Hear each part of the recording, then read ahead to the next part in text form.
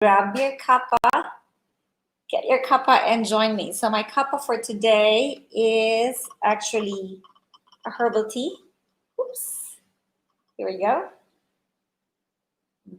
I'm needing to put it up because the other, I cannot be seen on my other platform. So my cuppa for today is a herbal tea and it's a mixture of different herbs. A little bit hot. I just poured it out. That's very good. I'm going to share with you what's in my tea today. Actually, let me show you what I've prepared. So I prepared it here in a plunger.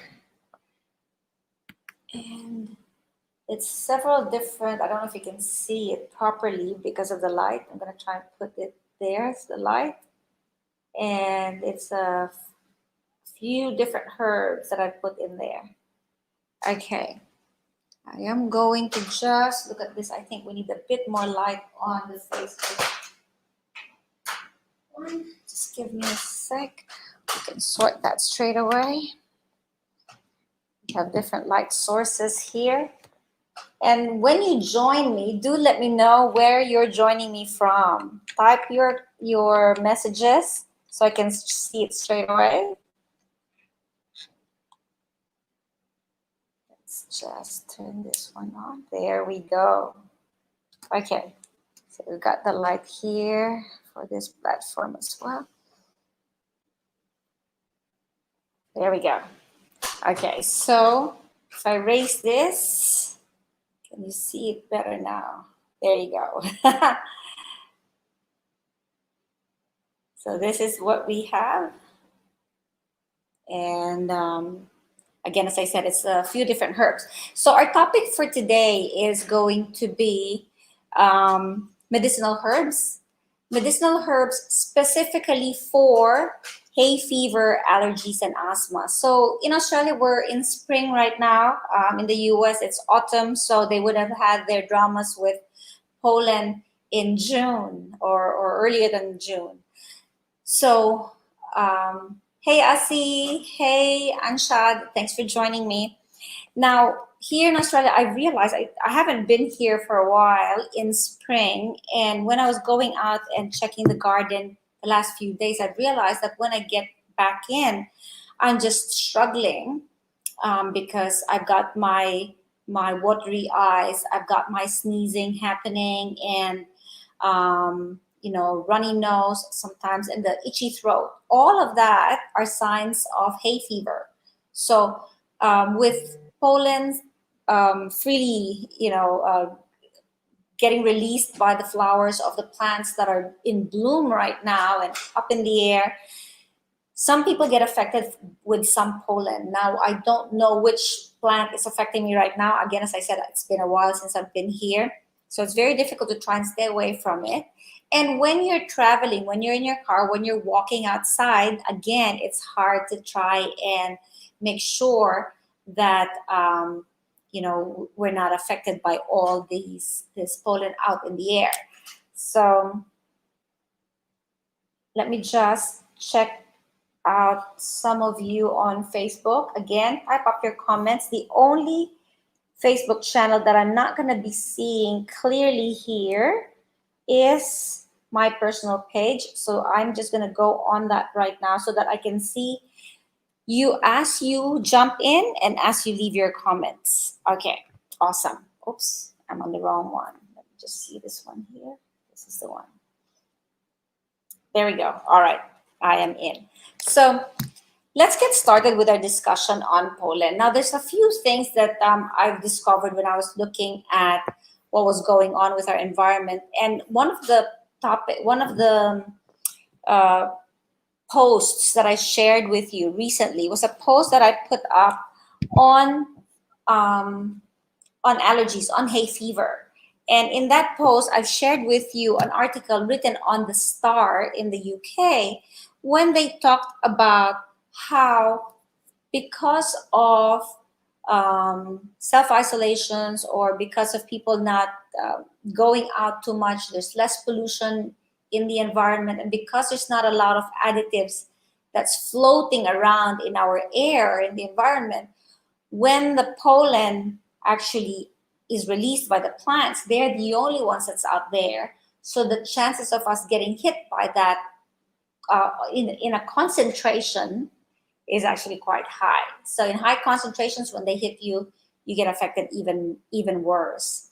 So I also shared an app with everyone on my Facebook and Instagram post. So check that app. There's an app here in Canberra called Canberra Pollen. I think it's canberrapollen.com.au. When you go there, it actually gives you what the levels are for the day. And it's a good thing to just check out, especially if you have kids who have asthma and who have allergies. Because if they're suffering from asthma or allergies, then getting out there when the pollen levels are quite high can be quite difficult for them or even dangerous. So Eloise, for example, when she is affected by pollen or when she's playing and she's inhaling heavily because of running, she absorbs more, she inhales more pollen, and it can be difficult for her because her asthma gets triggered. So asthma usually starts off with an allergy, or an allergy, sorry, can trigger the full-blown asthma to happen, to come out. So just be very careful of that. Oh, sorry, I didn't realize I had a mic here. So I hope you guys have been hearing me okay. I don't think we need a mic, do we? If I just remove this, we might be okay. Let's keep it at that, and hopefully our volume is okay. Let me know if you're not hearing me very clearly. Hey Patricia, how are you? Sending you a wave. Asi sending you a wave too, and Anshad. Can't send waves on my Facebook, so I'm just going to say hello to all of you guys watching on Facebook and on my personal page. Again, if you leave and post messages there, or if you send a wave in that Facebook page, I will be able to see it and I will be able to respond to you guys. All right. So again, so we were talking about how people get affected by pollen, and in my case, I start off just with the allergy or just the sniffles, and if I stay out too long, then I start having difficulty breathing, and in some cases, when it's really bad, it can trigger my asthma. I haven't had asthma for a very long time, so that's something that I always am very careful of. But a few things that we have to watch out for when you have an allergic reaction, an inflammation happens in your system, right? When the inflammation happens, what you have to remember is to prevent that inflammation from constantly getting triggered, you have to try and avoid inflammatory foods in your diet during this period. So what are inflammatory foods? Inflammatory foods are fried foods, sugars or sweet stuff. We're not talking about fruits here. I don't mind fruits. I don't mind natural sweeteners. But when I say natural, more like the food types, like fruits or sweet veggies. But if you're actually, for example, getting stevia, powdered stevia or what have you, I'd stay away from those as well. Honey is okay. We've got some amazing molasses from the farm here in Canberra, and it's actually quite yummy. So those things are fine. Agave is good. Ketul in Sri Lanka, those things are quite okay. But I would stay away from sugars. I would stay away from even brown sugar, white sugar. I'd stay away from cordials. I'd have more, as I said, natural sweet stuff. So if you want your juice, create your own freshly squeezed juice. If you want your smoothies, avoid the dairy. Again, dairy is quite inflammatory. And at the height of an allergy, avoid even eggs. Eggs can trigger your allergies as well. So take note, we are not talking about diets or losing weight or detoxing in this in this episode of Cuppa with Michelle. All we're talking about are foods that you need to avoid if you don't want your allergies triggered, especially during hay fever season, and if you don't want your asthma triggered. When you have these issues or when you're suffering from these things, you have to be more mindful what you're putting in your body. Okay, sorry. I just want to make sure that I drink my tea while it's still warm. In some cuppas, I realized that I talk so much that by the time I drink my tea or my coffee, it's gone. So I hope you don't mind. Let me know what you're drinking right now. So in terms of herbs, what are herbs that could actually help us? Now, let's talk about why herbs can help first. You know, very few people realize that the herbs that we use for cooking are actually quite amazing herbs and have medicinal values as well, medicinal benefits. Now, for example, I picked up some herbs here and I'd like to share them with you. I put them here on this little plate. Can I show you? Is it gonna, oops, there we go. All right. So here on Instagram, you can see it very well. Here, I need to cover my face, oops, to actually be able to show it to you. Now, I'm going to pick them up one by one and show you some of the herbs in the garden that can actually help us and that have medicinal values. Just talking about medicinal values, not necessarily staying away from hay fever just yet. This herb, this flower, is a lavender, and it's something that you can see a lot here in spring. And I love lavender. It's so easy to grow. If you have a chance to do grow lavender, no matter where you are, I do have lavenders in Jakarta as well, in my balcony in Jakarta. They're not very difficult to grow. So they smell really good. And lavenders have amazing medicinal values. Lavender's an amazing herb to use if you have a hard time falling asleep or if you have a hard time staying asleep. With my frozen shoulder, I've had nights where, you know, I wake up several times because of the pain.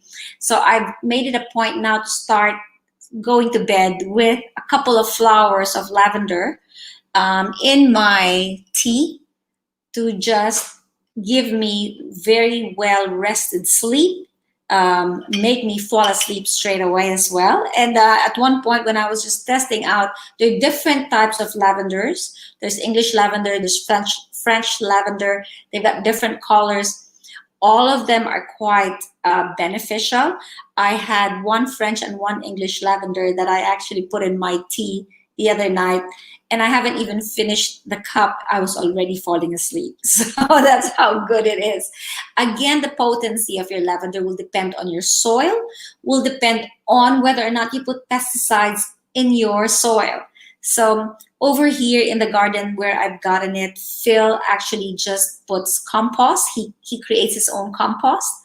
And that's actually the best way to fertilize your plants.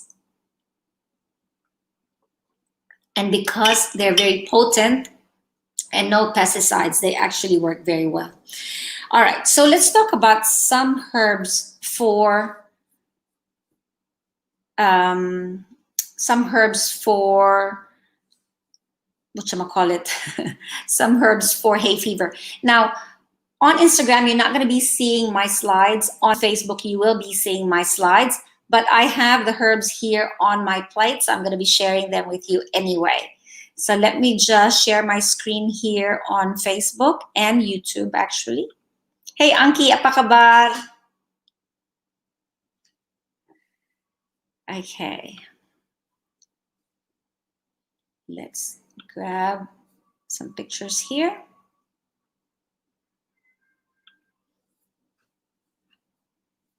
Okay. So what I want to show you is this little plant here. Whoops, how do I do that? Did I do that? Okay, this one. Did that work? That didn't work. Okay, let me just try that again.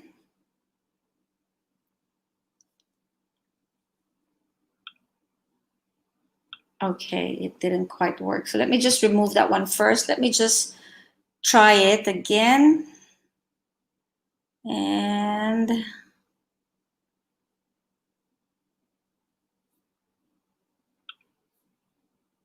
share a different screen. I brought out, here we go.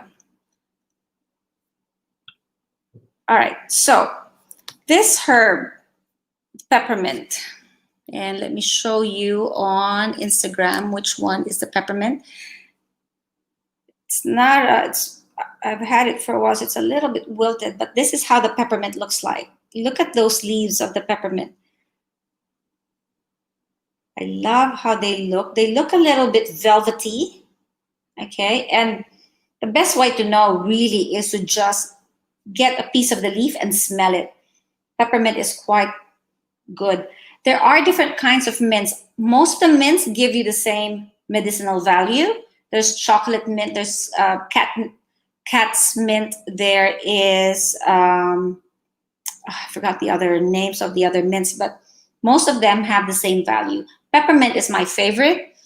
When you get just the mint, the generic mint, their leaves can grow this big. Cool. Let me show you the difference. Oops. Can you see that? Right? There we go. There. This is mint. This is peppermint. They both smell really, really good. Okay, so let's talk about peppermint. Peppermint is actually antimicrobial. It is spasmolytic. Antimicrobial meaning it gets rid of microbes. It gets rid of stuff that can actually hurt your gut. Parasites, that's what it means. It's a spasmolytic, meaning it gets rid of spasms. When you're coughing and you're having a hard time coughing, it relieves you of that pain. When you have spasms of the stomach or pains in your stomach, it gets rid of the pains. That's why a lot of the times when you find peppermint in the shops, it's usually sold for bloating, for gut pains. That's because of the spasmolytic quality of the peppermint. It's an antitussive, meaning that when you're coughing, it actually relieves your throat.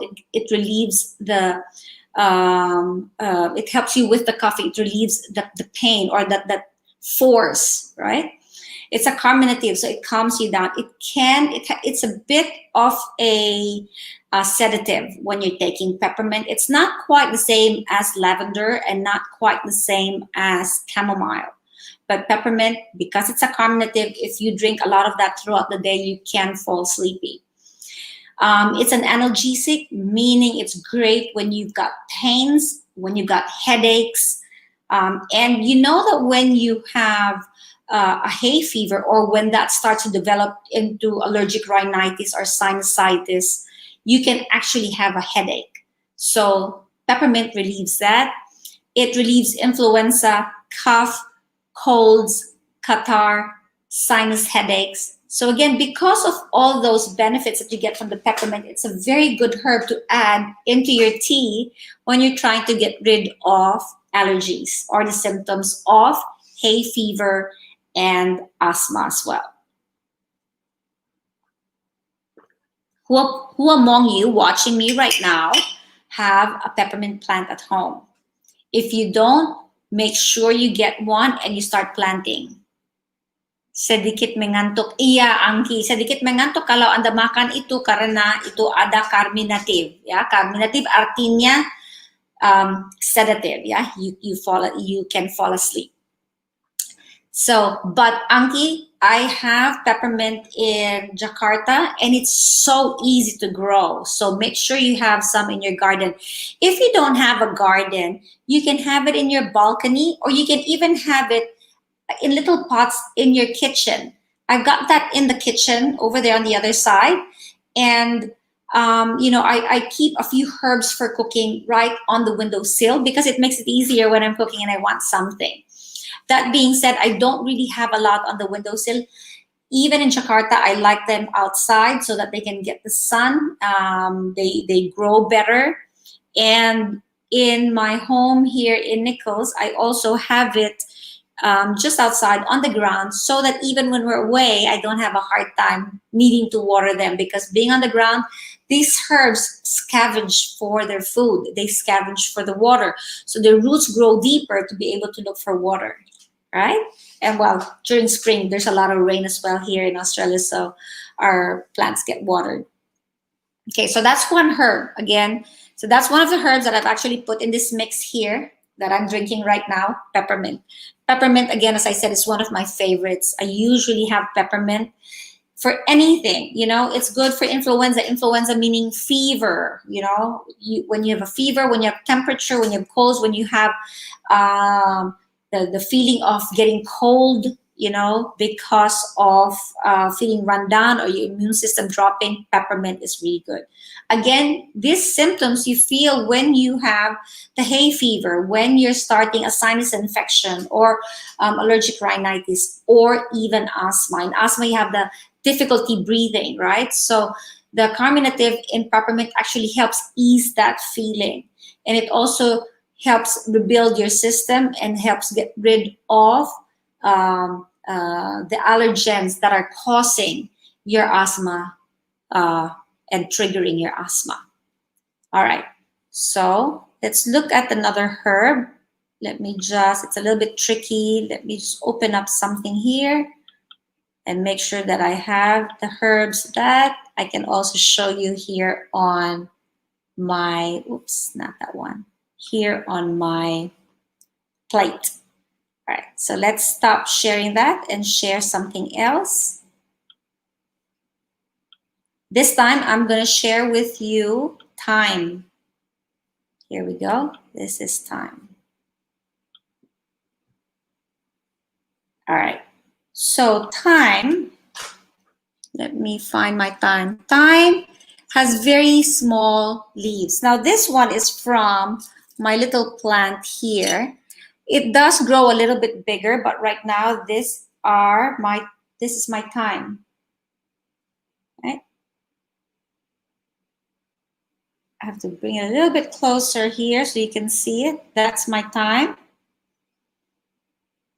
Very dainty. Love the smell of thyme. And thyme is also antimicrobial, but it's an antibacterial, antifungal, and antioxidant at the same time. So being an antioxidant, thyme actually helps rebuild your system, helps get rid of oxidative stress.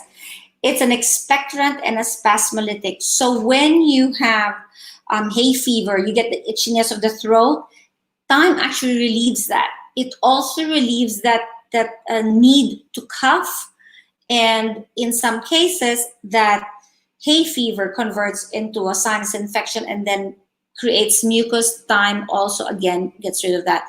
Thyme is an amazing herb that you can take or you can give your children when they have a bad cough, when they have bronchitis, when they have laryngitis, the different itis that's got to do with your throat, pharyngitis, laryngitis, what was the other itis? Tonsillitis. All those thyme can actually help with. It's great for asthma as well. So the common cold, asthma, catarrh, again, catarrh meaning phlegm, thyme actually helps your system with that. So again, because they are all symptoms of hay fever, I put thyme in my mix here. So again, thyme, what is thyme? Thyme is just one of those herbs that you actually put in Italian dishes, right? In your cooking, when you're cooking meats, when you're cooking chicken, when you're preparing your stew. So thyme is something that you always have in your kitchen. But I would rather that you separate your kitchen herbs from your medicinal herbs. Kitchen herbs have been on the shelves for too long, or sometimes been in your kitchen for too long. It's been exposed to heat in the kitchen. So with medicinal herbs, you have to put them away from sunlight. You have to make sure they're covered very well so they're not exposed to air, and they hold on to the medicinal benefits, the medicinal value or medicinal compositions. If you have the plant and you harvest the plant and use what you need, then that's the best way to get the most value from your medicinal herbs. So again, thyme, I have that in my kitchen because that's just a little plant. It's a little pot. You can maintain it in a little pot. It will grow very well. It proliferates. You can even have it as a hanging vine because thyme actually falls down on the sides of the pots. So if you have it hanging in your kitchen or in your home. It'll look very pretty. It's got flowers in certain times of the year. And again, it's something you can just pick every time you need the medicinal value or you need for cooking. It's also very aromatic. It has an amazing scent. All these herbs have amazing scent. So if you have them in your home, you just have an amazing smelling home. You know? Okay. So what's our other herb? Let's share the next one.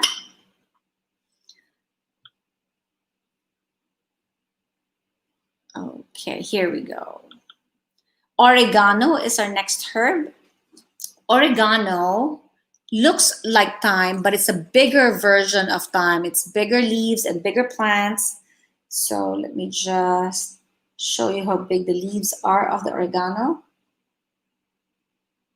This is about to dry because I got them about an hour ago, but actually let me just hold one so I can hold it properly. So if you look at the leaves of the oregano, they look a little bit like the thyme, but again, bigger. Oops. Here you go. So a little bit like the thyme, but bigger. They also have their little leaves, little baby leaves at the top. And again, smells really, really good. Now, oregano comes in dropper form, in oil form. So wild oregano oil is what you can buy. But again, oregano is easy to grow. So if you can grow oregano, just grow oregano and have it in your garden. So we usually have oregano oil in this house because we use it instead of antibiotics. But I've sent Adam the oregano, so I made sure that I had oregano again in this mix of tea, which I am pouring more of. So I am drinking it really well. And look at the color of the tea. It's like red, right? It's because of all the different herbs that I've put in there. They all mix and the colors just come out. I did put some borage in this one as well. I don't have borage to show you that I didn't pull it out of the garden today, but we'll talk about borage next time. Anyway, oregano. So talking about oregano, again, this amazing herb, let me hold it up that way. This amazing herb is actually also antibacterial, it's antifungal, it's antioxidant, and it is specific for chronic bronchitis and bronchial asthma. So when you have hay fever that progresses to asthma, make sure you have oregano in your herbs. I just love oregano. I love oregano for its antibacterial and antifungal properties. I love that it's a great antioxidant. And again, we just use it like our own antibiotic. So every time I get the chance, I include oregano into my herbal tea. Oregano is something that you can use when you're making stuff like again, bolognese, lasagna. A lot of the Italian foods have a lot of oregano. I love oregano. So make sure again that you've got oregano in your garden. So we've talked about thyme, we've talked about oregano. Okay, all right. So the next herb that I'm going to be sharing is rosemary. Let me just bring up the picture of rosemary here. And then I'm going to share it with you as well. There's my rosemary. Whoops, the leaves are falling as I'm turning it around. So rosemary has got this really, really nice, you just call them needle-like leaves, needle-like leaves.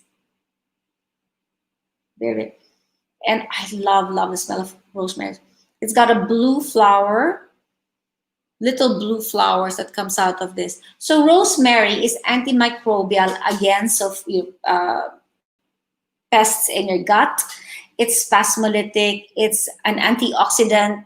It's a circulatory stimulant. So circulatory stimulant means that it's great for your concentration, great for your memory, great for, keeping alert.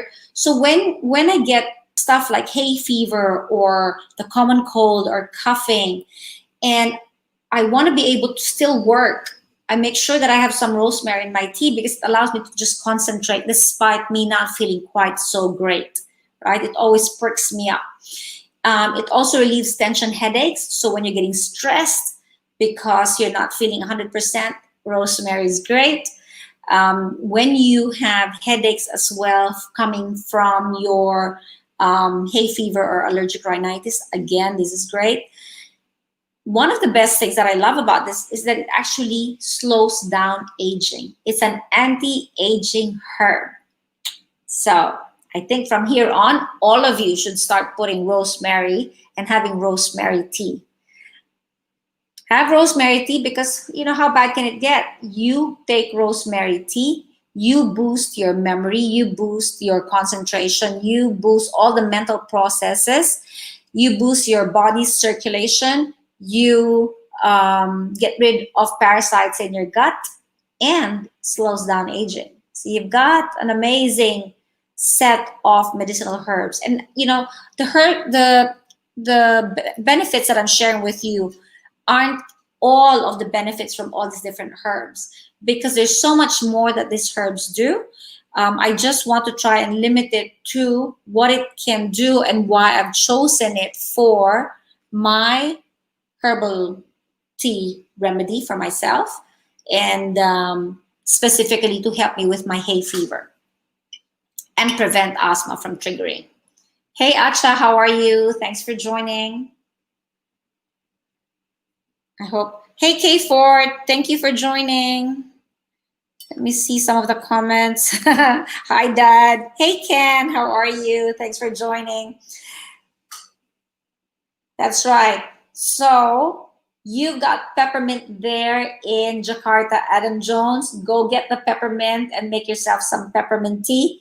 It's an amazing gut remedy. And again, it just helps you relax. And peppermint, like rosemary, is actually also good for concentrating, good for boosting your mental processes. Okay? That's right, that's right. Oregano goes well with vitamin C. So when you're run down or when you're immune compromised and you're needing to boost your immune system, take oregano tea, have some vitamin C. If you know how to create your oils, your herbal medicine oils, then you can put about 4 drops of oregano oil in your vitamin C and drink it. It's actually a good way of killing microbes, killing parasites in your system.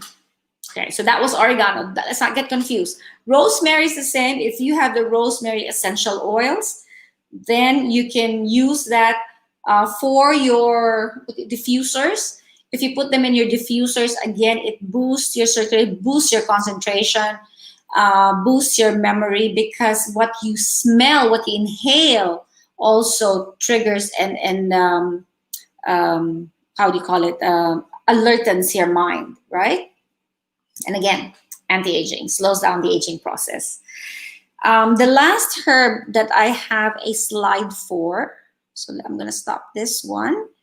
The last herb I've got a slide for, and I don't have a photo to share with you, unfortunately, is ginger. Everyone knows what ginger looks like anyway. I'd like to think that you guys know what ginger looks like. And what I love about ginger is it's an amazing anti-inflammatory. So for those of you that don't know, ginger is something that you can have, not just for asthma or bronchitis or hay fever, but ginger is also amazing if you have pains, if you have inflammation, if you have injuries, or if you have rheumatism. Ginger and turmeric, they're in the same family. They're both amazing anti-inflammatories. They're both anti-cancer herbs. And again, They just have a ton of different benefits that it gives you. For these purposes, the reason I've got ginger on slides and I'm sharing ginger with you is because ginger is actually an amazing carminative as well. Plus, great with infections. When you have a hay fever um, activated or a trigger for hay fever, you get infected by the pollen, right? So when you don't get rid of the hay fever, you have what you call allergic rhinitis. The allergy word there means that there's an inflammation happening in your system. There's an infection happening in your system. So because of that, ginger is something that's good to have. That's something that I would have at night. I would have some ginger, boil some ginger. If you look at the photo here, so those of you in Instagram, when you do ginger slices, that's like basically the photo that I'm showing on Facebook. Ginger slices, I would just have maybe about 3 small slices, depending on the size of the ginger that you're chopping up. If they're quite big, then 2 slices is enough. And just boil it with some water, put some honey in it. Some people put lemon. I don't want to put more lemon in it. I actually quite love just the ginger and the honey combination. But if you want lemon, go for it. Again, it'll just be an amazing way to get rid of the infection in your system, the inflammation in your system, gets rid of colds, gets rid of the coughing, bronchitis, asthma, and infection that you may be having. So if you've got a fever, you've got influenza, you've got the flu, ginger is an amazing thing to have. So when you're sick, when you're unwell, I always say try and simplify what you're eating. And I mentioned that earlier. Have more veggies in your diet. Don't go for the sweet stuff, and don't go for anything fried. And as much as possible, if you're going to prepare yourself like a veggie soup or some steamed veggies, steam it with some ginger. Ginger is an amazing thing to add with your food. And again, with all the benefits that it actually puts into your food. Just going to check comments again. Okay, so just keep the questions coming. And again, let me know where you're coming from, and let me know what herbs you have growing in your garden that we can actually talk about, or that you can use to boost your immune system or to help you avoid things like hay fever, allergies, and asthma. All right, now let me stop my sharing. Those, as I said, were the only herbs that I had for you that I've got pictures of. I do have some of the herbs here with me, and I will be sharing with you some of their benefits. Okay, whoops.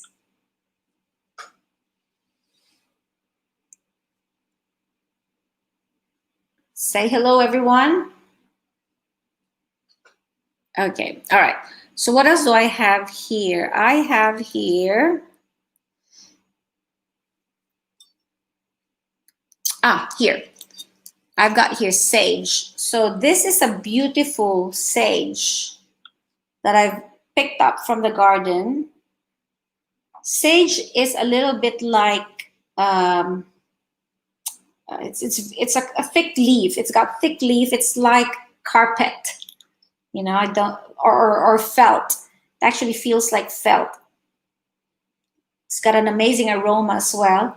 And what sage is, not necessarily really for hay fever, but I like adding sage just the same, because sage is an antioxidant, it's an astringent, and it's antimicrobial as well. So that's what sage gives you. Again, anything when your body is prone to infections or inflammations, you have to look at the 3 antimicrobial, antibacterial, and antiviral. Okay, so I always just try and have those. And again, it smells so good and just adds to the flavor of the tea. The other thing that sage actually is good for is that it is great for the itises, laryngitis, pharyngitis, gingivitis, tonsillitis, stomatitis, all the itises. So it's an anti-inflammatory. as well. Okay? Really good. And it gets rid of fever, gets rid of tension headaches and fatigue. So when you have hay fever, when you have a sinus infection, or when you develop asthma, you get really, really exhausted. So again, having something that will boost your system is great. And sage is one, again, of those herbs that are easily grown in the garden. Okay, what else do I have here? I've talked about rosemary. Just trying to see what else is hiding here. Oh, okay. I have parsley. Let me just see if I have the picture here for me to share. I think I might. Just give me a sec. Parsley. Oops, maybe not. Okay, all right. Anyway, parsley. One of the reasons I love putting parsley in my herbs. Sorry, where did the parsley go? Oh, there. It went under my oregano. Okay, so here is the parsley. There are different types of parsley, right? There's this one, and there's the one that looks like cotton balls. So they both have amazing benefits. They're both used for cooking, but they're both really good for boosting your immune system. You know why? Because parsley has got so many vitamins and minerals in it.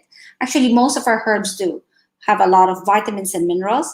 Parsley I love because parsley actually cleans the kidneys. It cleans our urinary tract. And when you're unwell, you want your elimination to be happening properly. So you want all your elimination channels working, right? You want to be able to pee properly. So I always put parsley when there's parsley. Again, very yummy. The coriander looks like parsley, but let me show you. I'm just going to hold one so I can show it properly. Can you see that? That's the coriander. Look at the leaves. The leaves are fatter. They're thicker. Yeah? Where's my parsley again? Let me show you the parsley leaves. The parsley is pointier. The coriander is rounder and fatter. Okay, parsley, coriander. Okay. Coriander, the same as parsley, an amazing herb that's used for cooking, but full of vitamins and minerals. The parsley and the coriander are also great for the digestive system. So again, all the eliminations. You want your body eliminating properly. And that's usually why I have these herbs. Okay? Again, easy to grow in your garden. Sometimes coriander can be a little bit difficult, but when you're starting with the herbs, start them indoors with these little ones because they can be a little bit, difficult. But once you've had them inside and they're growing, slowly put them outdoors. Don't just transfer from your indoor balcony or your indoor kitchen sill straight outside. I usually do it slowly. So from the windowsill, I put it near the window that is facing the balcony. Here in Australia, if I were to put anything in from my kitchen straight indoors, I would bring it out to where my sliding door is. So there's still some light. It's the same amount of light that they'll get from at the outside, but it still has the air of my indoor home, indoor living. And then after having it there for maybe a week, I then put it outside. So you just have to do it slowly because it has to transition and it has to get used to the environment. And once you do that, they actually proliferate very nicely. Again, these herbs, you just need one little plant. And if you put it straight onto the ground, it can grow quite a big plant.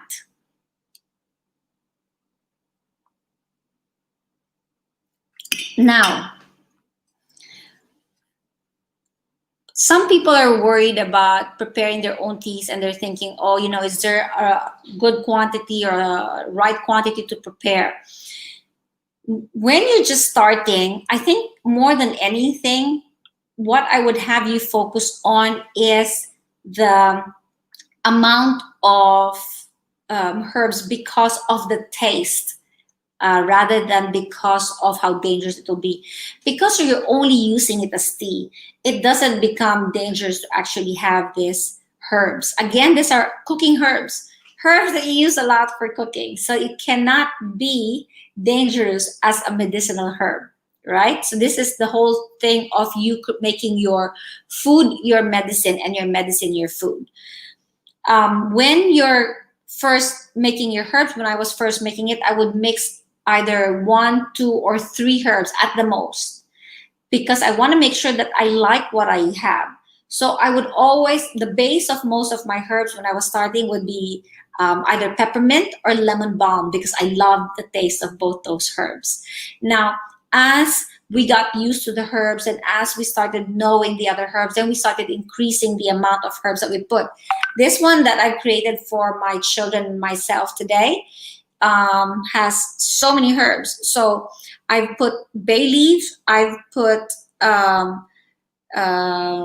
peppermint, I've put, I'm looking at the herbs here, so excuse me, oregano, thyme, rosemary, and I put borage as well in this one.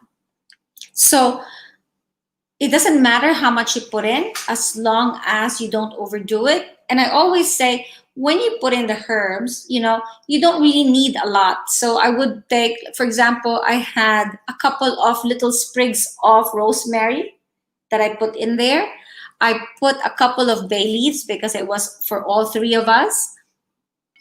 Actually, have I told you about bay leaves? Bay leaf is an amazing herb. So let me just, I think I have a picture of bay leaf here because this is something that I've been really enjoying recently. And very few people realize the value of bay leaves. Bay leaves we use sometimes for cooking, and you know, it's just literally dry leaves. This is dry, and that's bay, and then you either crunch it when you put it in your stew, or you put it whole and then you remove it when the food is cooked. You don't eat bay leaves for some reason in the cooking, in a lot of the stew recipes. But I thought I had it here. Okay. No, I don't have it here. That's fine.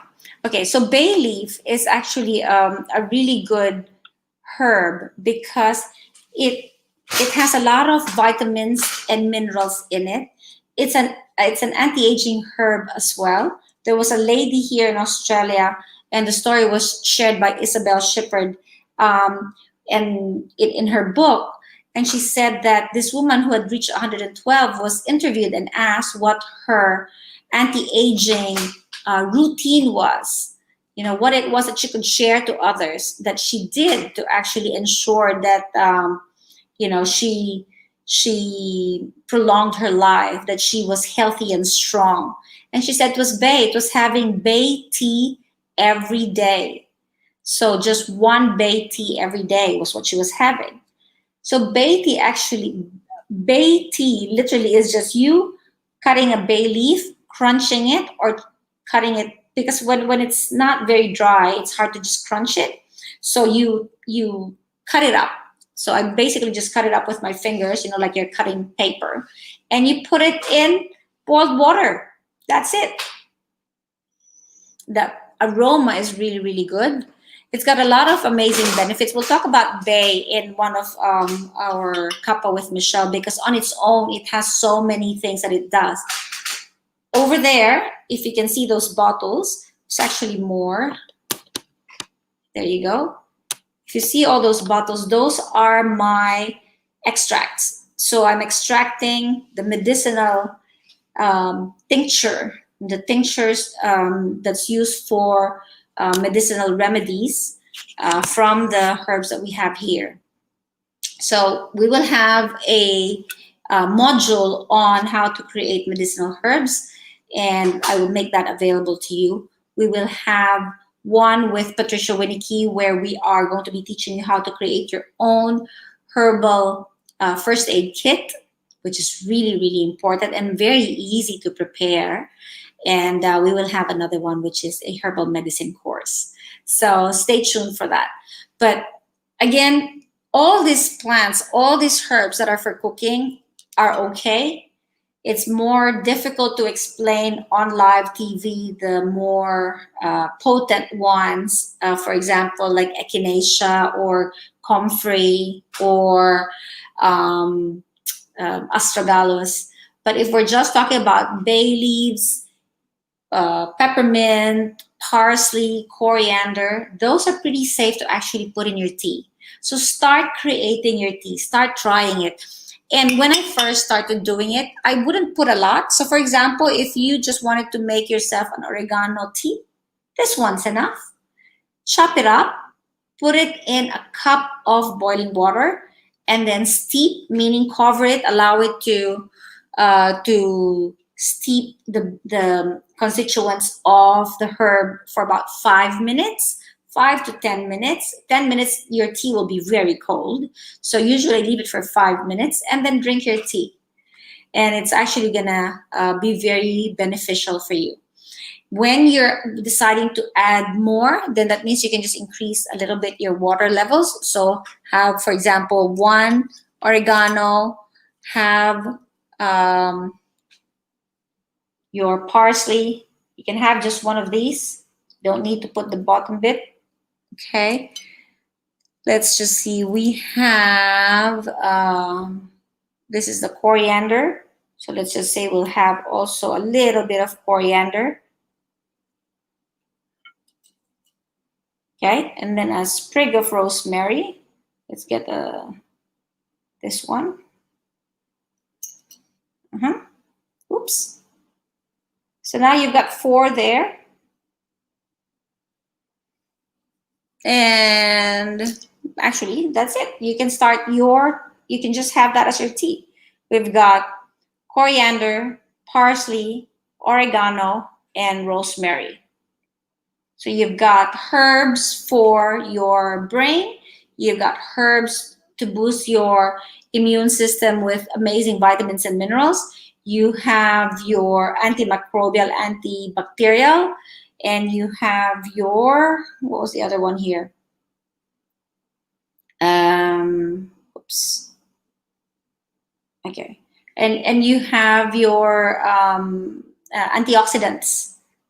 So again, all these can help boost your immune system, can help you get rid of your hay fever symptoms or your sinusitis symptoms or asthma symptoms. Again, with asthma, just make sure that you have more of the herbs that actually can benefit you for asthma that we have discussed. So if you have any questions, do let me know. But I guess that's it for me today. Are there any more messages? Hey, Shalane, how are you? Thanks for watching. What tea do you have in your garden, Shalane? I am just pouring more tea. What herbs do you have in your garden? What herbs do you prepare for yourself as tea? Again, if you haven't done so, choose maybe a couple of herbs that you have right now and start making yourself a herbal tea every night or when you get home from work. And if you're not working, then you can have it during your morning tea and your afternoon tea, right? Instead of coffee. So for those of you that are trying to stay away from coffee, you can actually start drinking more of the, let's just say, peppermint, rosemary to boost your memory and your concentration, to keep you alert. If you want more for your immune system or antioxidants for your body, then you can add to that maybe some bay or some thyme or rosemary. Thyme or oregano. Okay. So again, any of the herbs. What are the other herbs that I used to have in my garden? So I'm hoping that my garden is in full bloom when I move back into my garden late November, and I'll be able to share it with you. But I used to have echinacea in my garden. I had wormwood. I had feverfew. I had calendula. So whatever my kids had that was wrong with them, they would know what the herbs were that they could take to make themselves feel better. So that's something that would be really good to start experimenting and working with your children on. Start showing your children the herbs in the garden. Start talking to them about the benefits that each herb can bring, so that you now have children that will opt for herbs or food instead of medicines when they're treating themselves. I hope you enjoy that. Thank you for joining me again. And this is going to be on Facebook, YouTube, and LinkedIn, Twitter, and Instagram. So watch the replay. If you're watching the replay, just click hashtag replay or just do hashtag Cuppa with Michelle. That would be great too. Have a great day. I hope you enjoyed that. Bye for now.